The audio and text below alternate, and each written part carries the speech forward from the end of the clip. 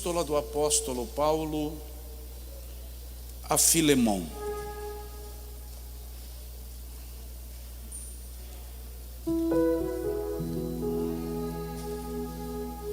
A Epístola de Paulo a Filemão só tem um capítulo.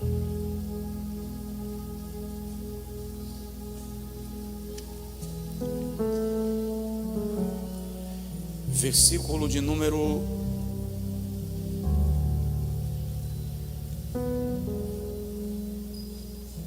9 e 10.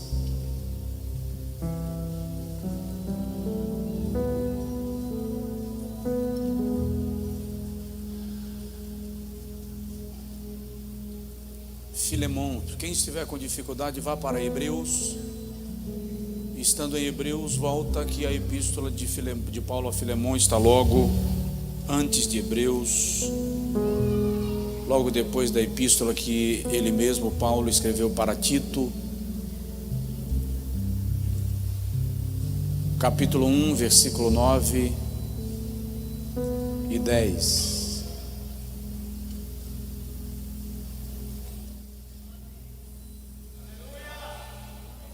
Todavia, peço-te antes por amor, sendo eu tal como sou, Paulo, o velho, e também agora prisioneiro de Jesus Cristo, peço-te por meu filho Onésimo, que gerei nas minhas prisões. Diga amém. Olha de novo. Todavia peço-te antes por amor, sendo eu tal como sou, Paulo, o velho, e também agora prisioneiro de Jesus Cristo, peço-te, em algumas versões estão rogo-te, por meu filho Onésimo, que gerei nas minhas entranhas. Quantos podem dizer amém? Deixe sua Bíblia aberta nesse texto, e se for possível, aceite riscar a página da sua Bíblia. E se você for do tipo que acha que a página da sua Bíblia não pode ser riscada de jeito nenhum, arrume um papel e risque alguma coisa. Eu já li esta epístola algumas vezes e já preguei sobre ela algumas vezes. E hoje à tarde, quando saímos daqui do nosso culto da manhã, eu me assentei logo após o almoço para estudar um pouco de novo a epístola de Paulo a Filemão.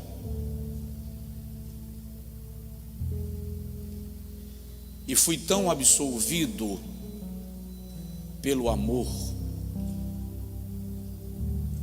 que até às 5 da tarde eu estava tentando compreender algumas colocações de Paulo, o velho. Em todas as outras epístolas ele se apresenta como Paulo, chamado para ser apóstolo. Paulo, escolhido por Deus desde o ventre da minha mãe. Mas aqui ele é Paulo, o velho. E eu fiz alguns rabiscos e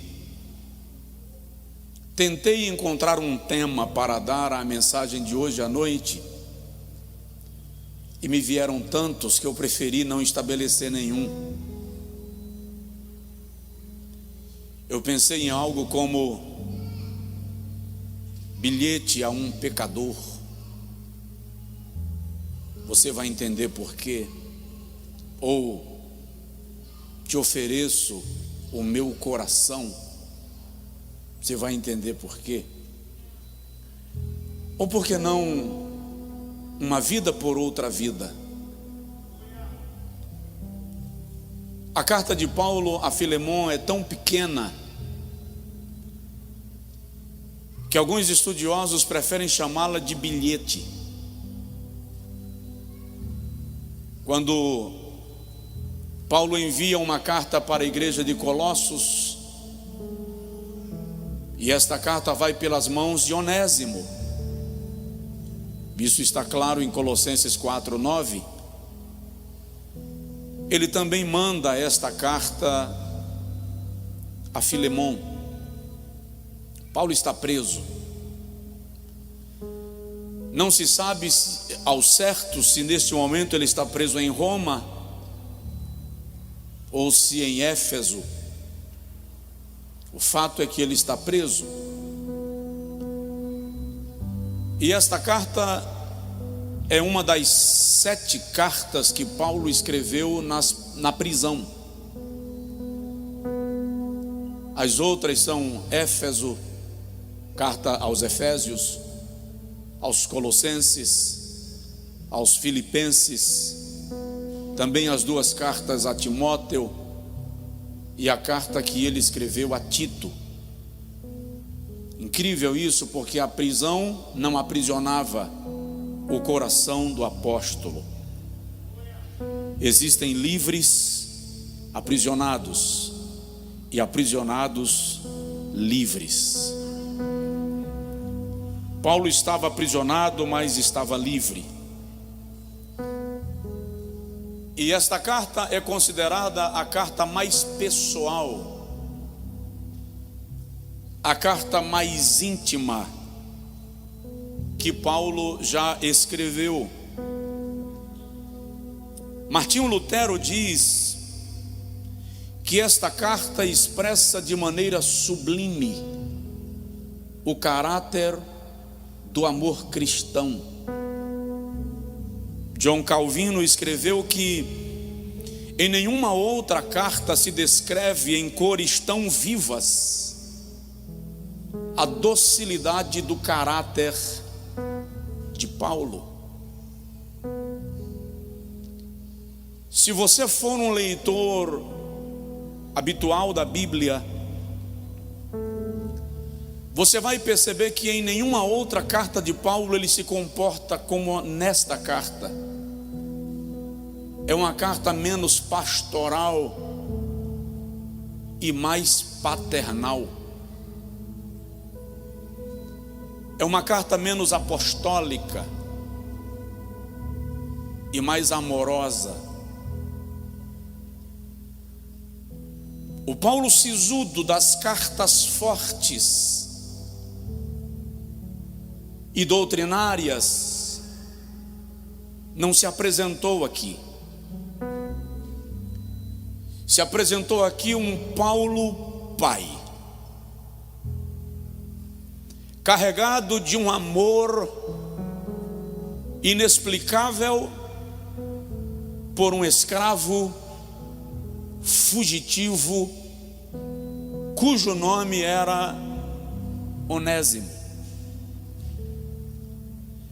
E ao longo desta carta a gente aprende que Onésimo era um dos milhões de escravos do Império Romano. Precisa-se que nos dias de Paulo, espalhado em todo o território dominado pelo Império Romano, havia cerca de 60 milhões de escravos. Não é um número consensual, mas sabe-se que o número era de milhões de escravos. Quase metade da população do Império Romano era composta por povos escravizados, dominados, servindo a diversos senhores. Onésimo é um escravo. Filemon, um cristão rico, abastado, da cidade de Colossos. Deixa eu apresentar a vocês as pessoas. Colossos é uma cidade estratégica, conhecida pela tintura no tecido, cidade chamada de cidade do refrigério.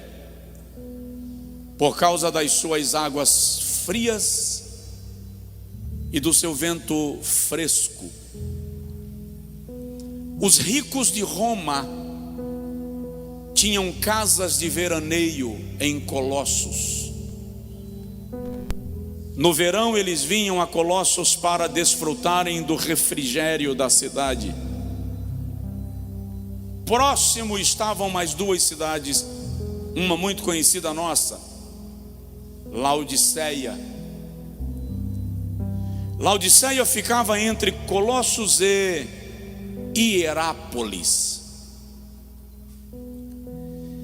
Enquanto Colossos era conhecida como a cidade do refrigério, Hierápolis era conhecida como a cidade das águas milagrosas, porque das rochas de Hierápolis minavam águas termais, águas quentes. Então as pessoas que tinham problemas de saúde iam a Hierápolis para banhar-se nas águas termais e serem curadas. As que tinham problema com o calor iam a Colossos para o refrigério. E Laodiceia? Laodiceia era conhecida como a cidade das águas mornas. Agora você vai entender aquele texto do Apocalipse. Quem saía de Roma para Hierápolis ou para outras cidades da região, programava a sua viagem para não precisar parar em Laodiceia. Por quê? Porque Laodiceia não tinha fontes de águas. As águas de Laodiceia vinham por tubulação da cidade de Colossos. E quando chegava em Laodiceia, a água estava morna, era intragável. Se a sede fosse muito grande, o indivíduo pegava a água apenas para bocejar e jogar fora. Por isso que no Apocalipse o Senhor diz à igreja de Laodiceia: oxalá fosses frio, Colossos, ou quente, Hierápolis, servirias para alguma coisa, mas porque és morno, nem para saciar a sede do viajante você serve. Filemão é de Colossos. Na casa de Filemão funcionava a igreja colossense. Onésimo, escravo de Filemão. E é interessante que Paulo não faz nenhuma observação sobre a questão da escravidão aqui, ou da escravatura. A abordagem aqui não é de ou dos valores que envolvem a questão. A abordagem de Paulo nessa carta traz para nós pelo menos 3 princípios fundamentais da vida cristã. Primeiro, princípio do perdão. Paulo vai ensinar a Filemão, obreiro amado, ele diz, e a nós, que perdoar é uma grande marca do amor de Deus em nós. Segundo princípio que Paulo vai ensinar aqui, o princípio da confrontação. No pecado de Onésimo, Paulo confronta a postura irredutível de Filemão. Ele chega a dizer a Filemão: tu me deves a tua própria vida. E o terceiro princípio que Paulo vem ensinar aqui, o princípio da paternidade espiritual. Recebe meu filho, ele é meu filho, gerado nas prisões. E nós vamos perceber como Paulo ama a Onésimo de maneira linda e eu diria que divina. Nesta carta, Paulo se parece de maneira incrível com Jesus. intercedendo por nós. Vamos entender qual é o cenário da carta, como uma carta tão pequena pode ensinar tanto. Repito, Onésimo, filho espiritual de Paulo, escravo de Filemon, fugitivo. O texto diz no versículo de número 16 e 18 que Filemon causou algum dano, Onésimo causou algum dano a Filemon. Não se sabe o que. Presta atenção nisso. Paulo não julga importante falar sobre qual foi o delito de Onésimo. Importante é falar sobre a restauração de Onésimo. Fato é que ele causou um dano a Filemon e fugiu. Fugiu porque a pena para danos graves era a morte. E Onésimo sabe que Filemon, como senhor de escravos, vai sentenciá-lo. Porque sentenciar um escravo faltoso era uma forma de controlar os outros, para que eles não seguissem o mesmo caminho. De algum modo, a Bíblia não diz como, Onésimo se encontrou com Paulo. Paulo está preso.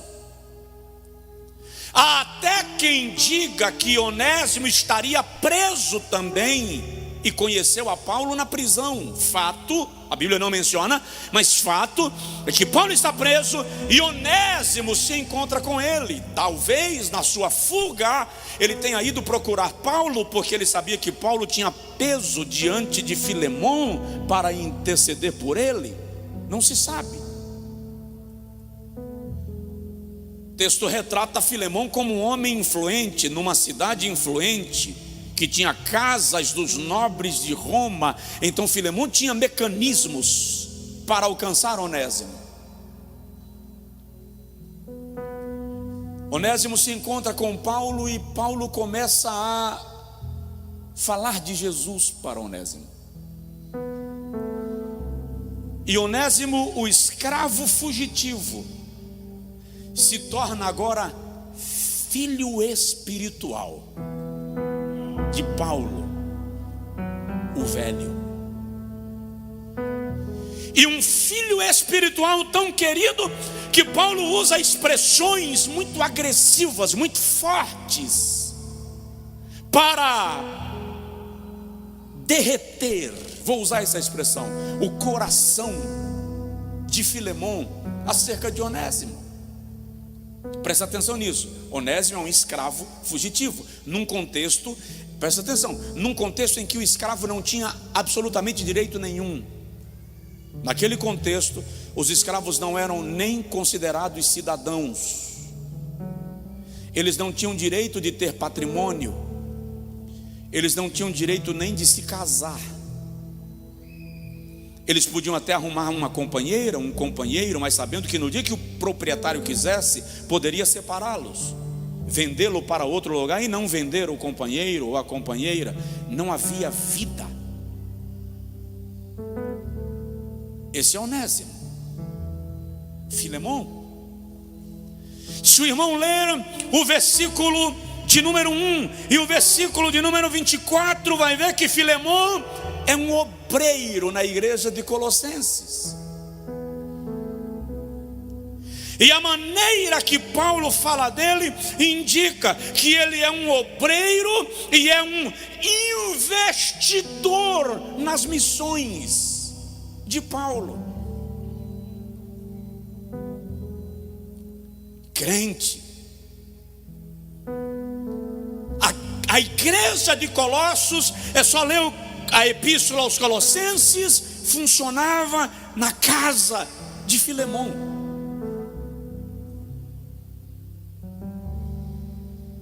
Tem alguém do seu lado?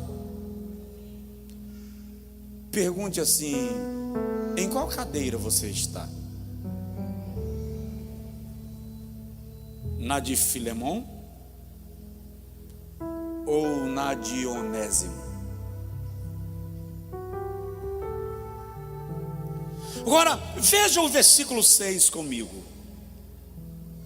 Olha a maneira como Paulo descreve a fé de Filemão. Ele diz assim: para que a comunicação da tua fé seja eficaz no conhecimento de todo o bem que em vós há por Cristo Jesus. O que Paulo está dizendo a Filemão é: nós reconhecemos a tua fé. No versículo 7 ele chega a dizer: pela tua fé muitos irmãos têm sido regozijados, recreados. Filemão era consolo na vida de muitos. Era o crente que socorria aqueles que estavam sofrendo, que dava apoio, tinha um coraçãozão. Mas se o assunto é negócio, negócio é negócio. Se você fugiu, eu vou te pegar e você vai me pagar. Agora Paulo está dizendo a Filemão que a tua fé, que essa comunicação da fé seja eficaz. Ele está dizendo: Filemão, é agora que eu vou colocar a tua fé a teste.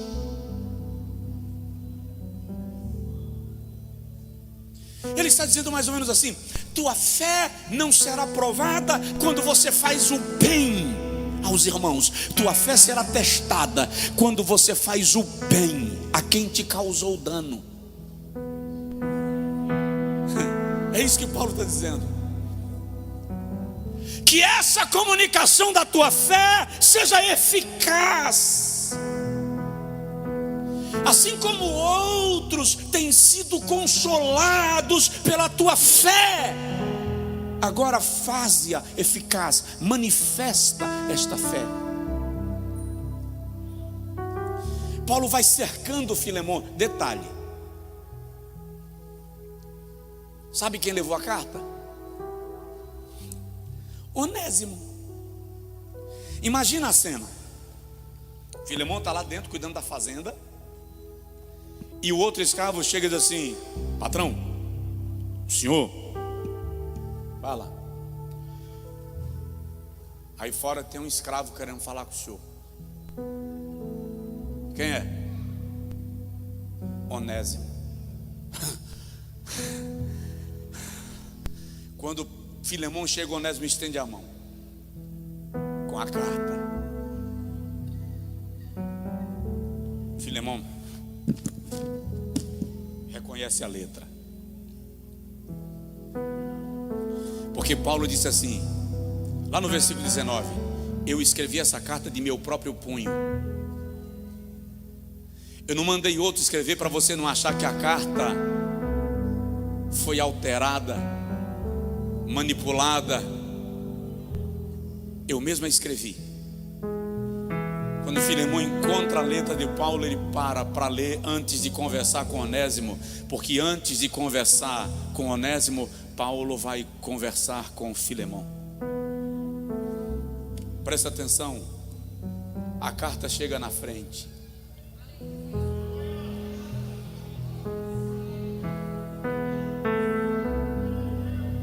Agora observe um outro detalhe extraordinário desta carta, revelado de maneira linda, é a autoridade de Paulo. Olha o versículo 8 e o versículo 9. Por isso, ainda que eu tenha em Cristo autoridade para te mandar o que convém. Na versão que nós temos em mãos está escrito confiança, mas o termo ali é autoridade. Eu tenho em Cristo a autoridade para te mandar o que você deve fazer. Olha o versículo 9: todavia eu te peço por amor.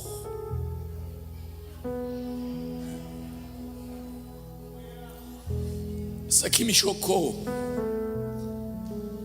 O que Paulo ensina para nós aqui é que a autoridade não é o poder de mandar, é a capacidade de usar a autoridade para pedir em amor.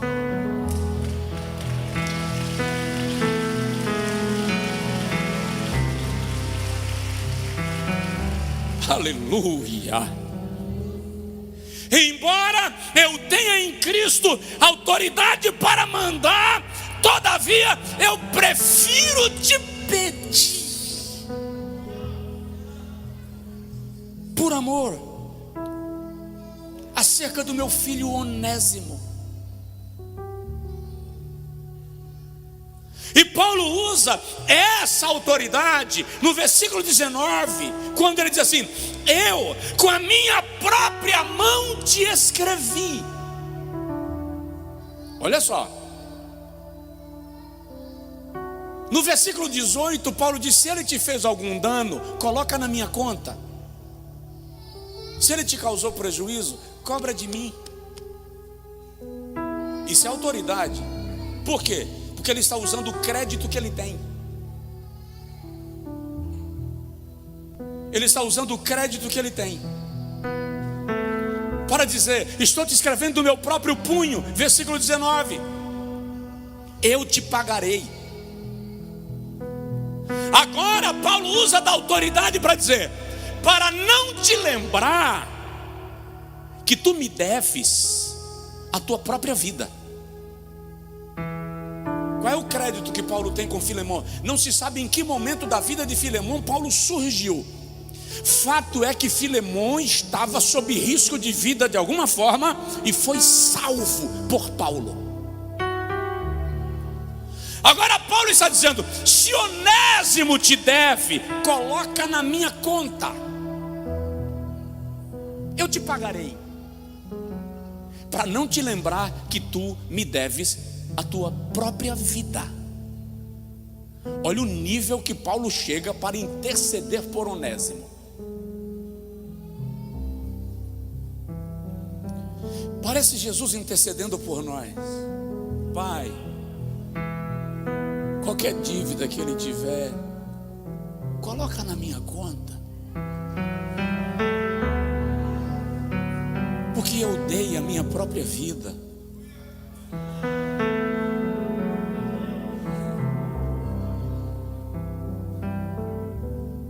O apóstolo está usando de uma autoridade como ele nunca usou em outro texto para interceder por alguém.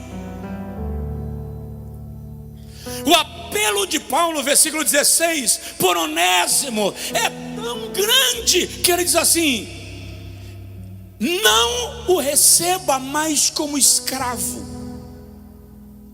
Presta atenção, o cara fugiu como escravo, ele te causou um dano como escravo, você quer o pescoço dele, a lei te dá direito de arrancar o pescoço dele. Agora alguém escreve assim: do meu próprio punho eu te escrevo e te digo, se ele te deve alguma coisa, coloca na minha conta, eu te pagarei, só para não te lembrar que tu me deves a tua própria vida. Observação: não o receba mais como escravo, receba-o como irmão muito amado. Receba-o como irmão muito amado, particularmente por mim. Sabe o que Paulo está fazendo aqui? Literalmente, quando ele diz, ele é um irmão muito amado, particularmente por mim, Paulo está se colocando como escudo. Ele está dizendo a Filemão: se você atingi-lo, você vai atingir alguém que é muito amado meu, em particular. Como é que Filemão castiga Onésimo, irmão? Paulo tira as chances de Filemão punir Onésimo. Ele usa da sua autoridade em amor. E presta atenção nisso. O que Paulo está pedindo a Filemão não é simples. É um mundo, eu disse há pouco, onde a escravidão é comum, onde o escravo não tem direito, e Filemão tem outros escravos, e Paulo está dizendo: perdoa o dano que este te causou, coloca na minha conta e dá para ele carta de alforria. Não receba mais como escravo, torne-o livre, trate-o como irmão, irmão muito amado, principalmente por mim. Quem é seu Onésimo?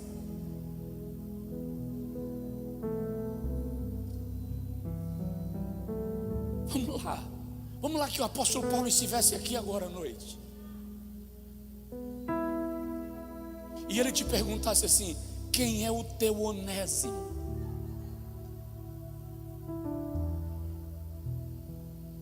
E se Paulo dissesse assim: qualquer dano que ele te causou, coloca na minha conta,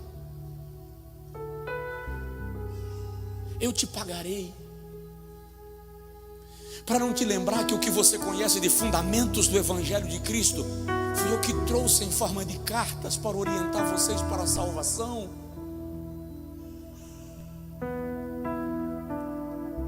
É um desafio para o perdão, é um desafio para a liberação. E interessante que Paulo está fazendo tudo isso, falando tudo isso, usando de autoridade. Ou seja, a autoridade não é dar tapa, a autoridade não é dar boca, a autoridade muitas vezes é falar com mais firmeza. Mas aqui Paulo está dizendo: eu tenho autoridade para mandar o que você deve fazer, todavia eu preferi pedir em amor.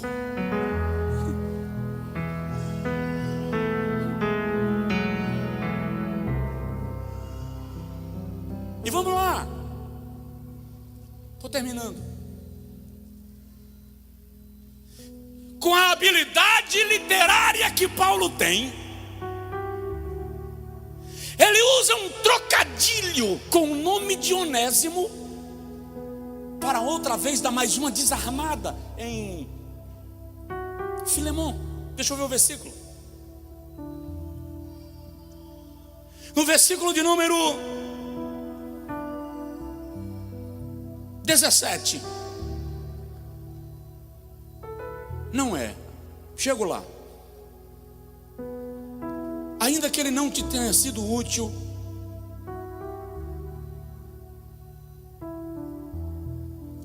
acha comigo. 11. Isso. O qual no outro tempo te foi inútil, mas agora a ti e a mim é muito útil. Por que Paulo diz isso? Porque a palavra onésimo significa útil. Paulo pega o nome de Onésimo para fazer um trocadilho e desmontar a armadura mental de Filemão, quando ele diz: outrora ele não fazia jus ao nome, outrora ele não foi digno do nome que carrega, ele se tornou um inútil. Mas agora ele é útil, e não somente a ti, mas também a mim. É como se Paulo dissesse assim: se você não o quiser, libera-o para que volte a trabalhar comigo, porque para mim ele é útil.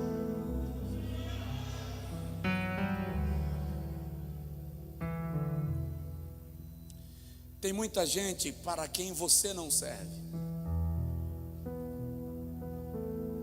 mas Deus está dizendo assim: ainda que você não seja útil para ele ou para ela, para mim você é muito útil.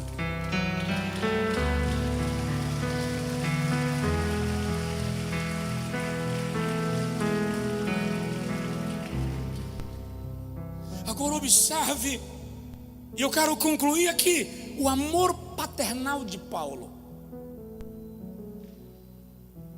Você nunca encontrou o apóstolo Paulo em nenhuma outra carta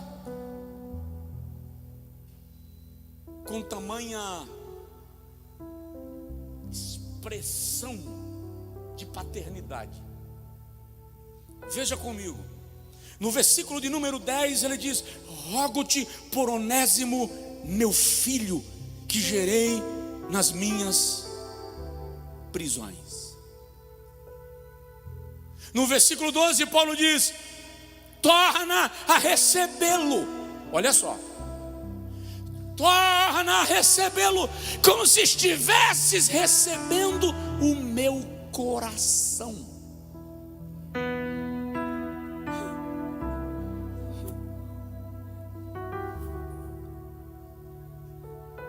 E quando eu fui ler isso aqui hoje à tarde, lembra que choveu? A chuva começou a cair, eu olhando pela janela e dizendo: que absurdo Paulo escreveu aqui. Que absurdo de amor. Ele diz: recebe-o como se eu estivesse te mandando o meu coração.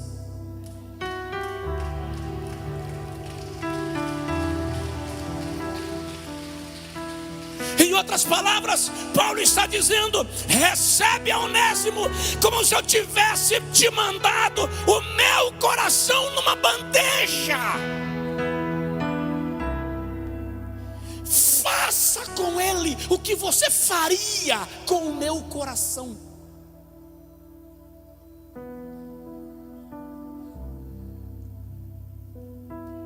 Se um homem consegue amar assim, imagine como será a intensidade do amor de Deus por você.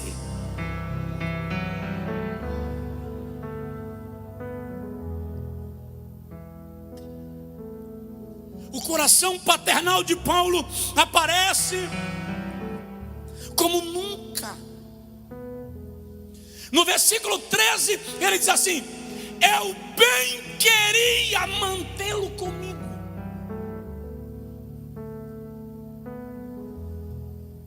Não o fiz para não te atropelar, porque eu não queria fazer sem o teu consentimento. Aí no versículo 17 Paulo diz assim: recebe-o como se tu estivesses recebendo a mim mesmo.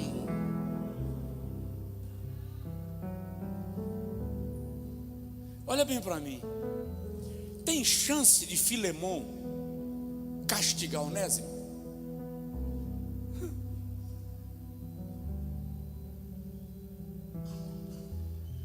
Paulo cerca Filemon com tanto amor, e tem um momento, deixa eu ver se eu encontro o versículo, a carta é pequena, mas de vez em quando some algumas expressões. Versículo 1,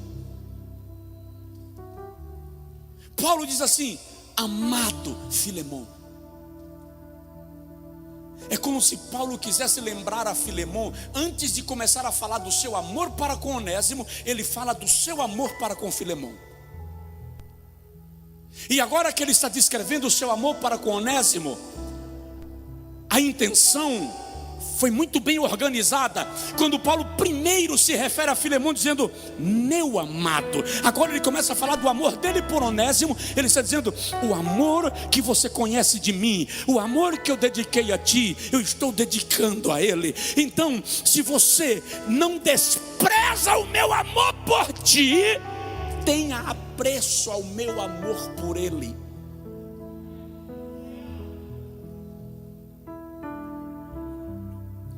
Paulo prende Filemon com as cordas do amor.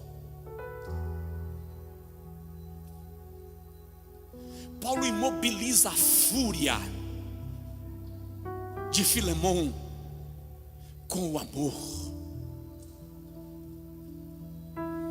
Ele controla, ele consegue salvar Onésimo da punição legal pelo amor.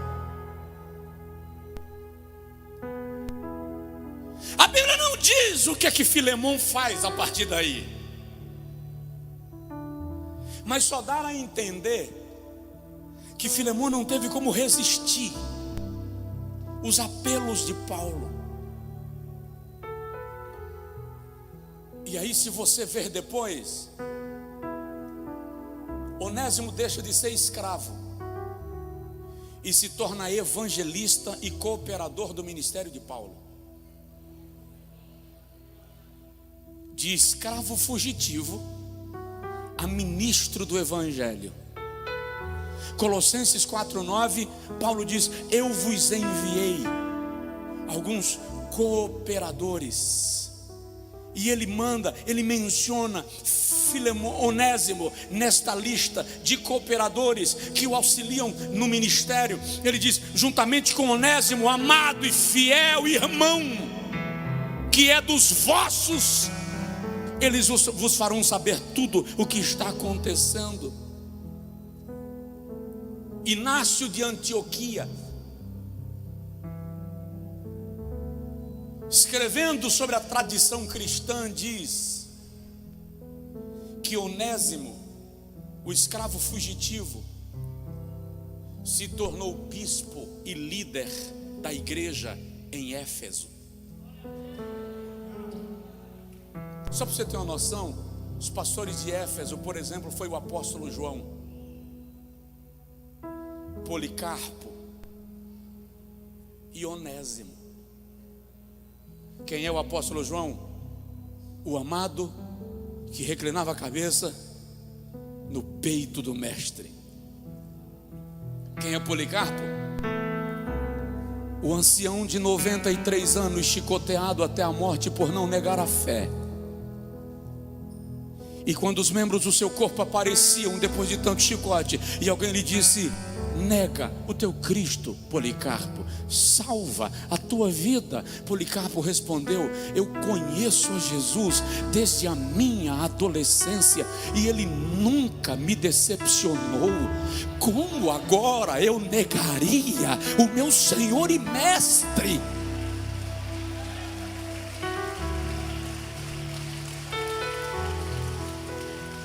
Quem é Onésimo?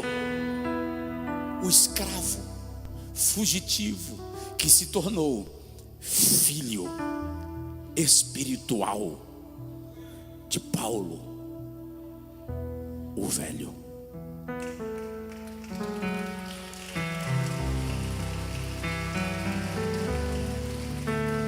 O que eu quero dizer com isso? Não sei qual a sua situação, Onésimo, mas sei que Deus pode te colocar no lugar que Ele planejou para a tua vida, porque Deus não abre mão de você.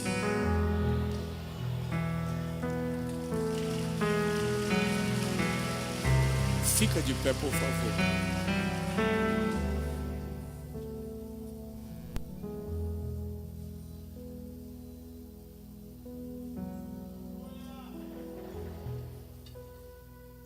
Se eu não conseguir te comunicar verdades de amor com o peso que esse amor tem, eu peço que o Espírito Santo multiplique esse peso e te faça senti-lo. Esta carta revela que Deus não abre mão de você.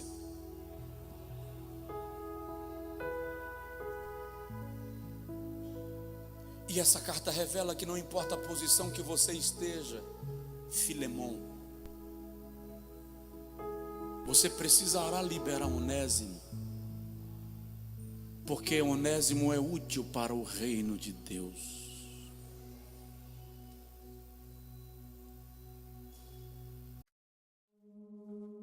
We were in love that never meant to stay. Some things are real, even when they fade.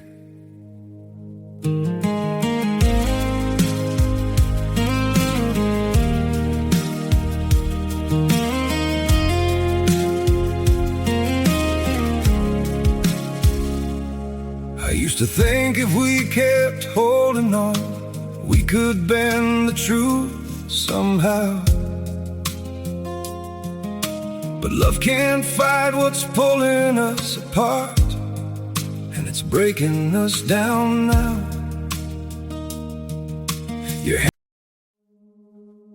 We were in love that never meant to stay. Some things are real, even when they fade.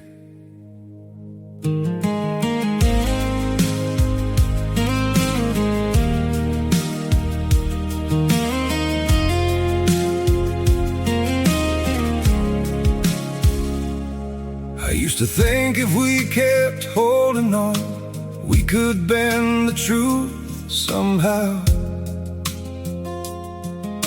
But love can't fight what's pulling us apart, and it's breaking us down now.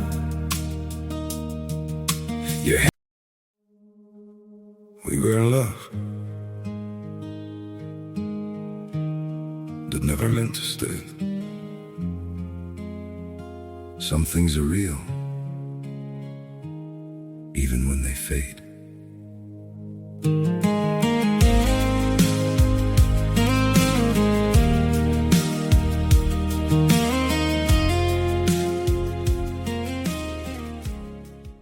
Se no seu contexto você é um nobre Filemão,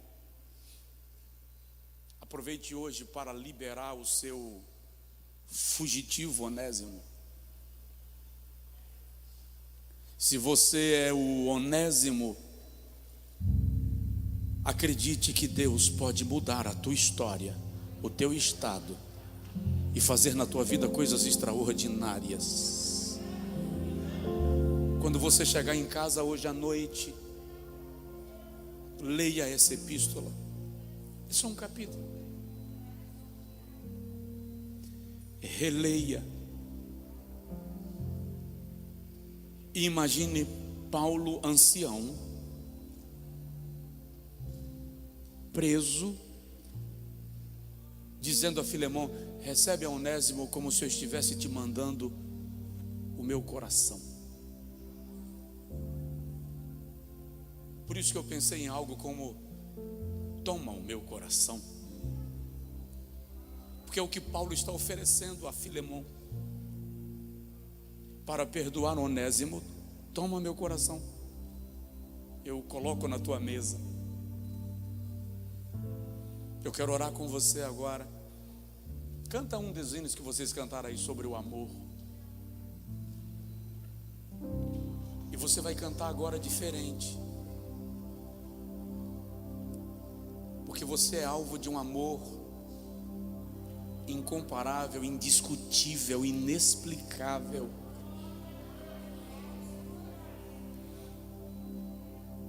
Ora comigo. Vou dizer o quê? De nada. Chora. Agradece. Porque Deus criou uma nova chance para os onésimos do nosso tempo. Senhor, como te agradecer, Senhor? Como expressar, como pronunciar, como traduzir em palavras que somos escravos fugitivos, mas encontramos o homem das mãos furadas e ele simplesmente nos transformou em filhos e agora nos ama como ao seu próprio coração.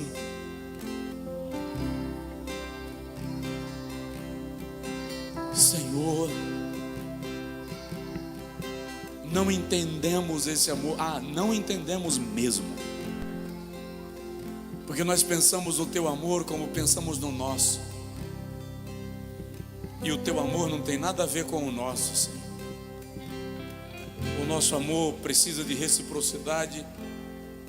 O nosso amor se manifesta com possessão. Nosso amor é romântico. O teu amor por nós é sacrificial. É um amor que não aprisiona. É um amor que cura. É um amor que se coloca e diz: recebe como ao meu próprio coração. que modo o Senhor vai aplicar essa palavra no coração dos teus filhos, está no teu poder querer fazê-lo. Faz agora. Mas eu te peço, Senhor, abraça esta pessoa, abraça este homem, abraça esta mulher, faze-o sentir o peso deste amor. Os que estão aqui, os que estão em casa, que o teu amor nos constranja, que o teu amor nos faça perceber que a mulher chorando aos pés do Rabi está chorando não por causa dos seus pecados, mas chorando porque está sentindo o seu perdão. Faz o teu filho, a tua filha sentir este amor, Senhor, em nome de Jesus.